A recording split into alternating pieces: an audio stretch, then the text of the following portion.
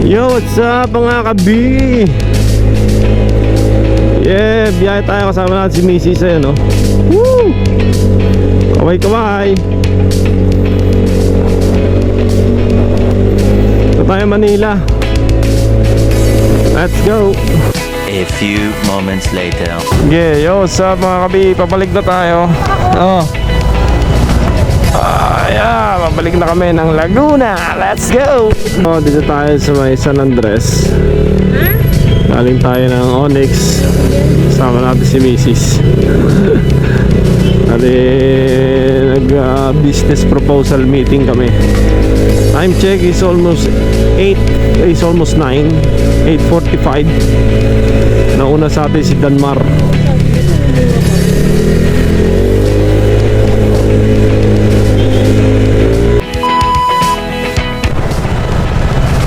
Dito na tayo sa Carino Highway. Baka na to mga kabi. Alang bagalan tayo kasi madulas pa rin ang karsada eh. And gabi na, so hindi tayo pwedeng makipag bilisan mga kabi.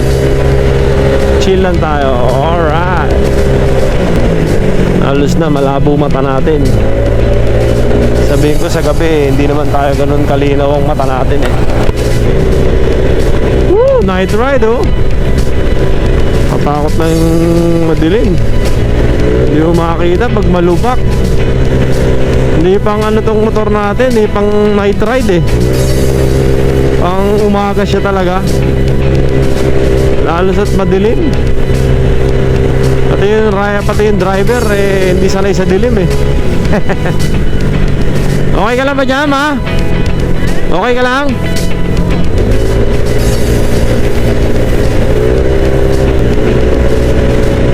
Oh, hoy! Dito na tayo, City of Taguig, Arcay South. Approaching Bikuta na tayo mga kabi. And nauna na sa atin si Danmar kasi nagmamadali din siya eh. Tsaka anong oras na rin? Time check is 9:18. Almost magna 9:30 na. Hopefully bago mag 10 nasa bahay na tayo mga kabi. Lapit na tayo sa Alabang. Konti na lang to. Medyo may ulam pa rin pero hindi na ganun kalakas. Alright. Dumaan tayo ng Alabang mga kabi. Dito kasi bagsakan ng gulay. Kaya ayan, bibili si Mrs. ng gulay para makain tayo bukas. Ano to? Damay to 100. Sinama na ni Kuya yung sa sibuyas. 100 lahat. A few moments later.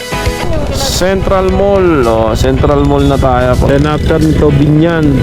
Then malapit na tayo sa Tarosa mga kabi. Konti na lang.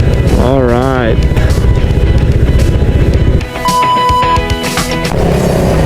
Dito na tayo, Golden mga kabi.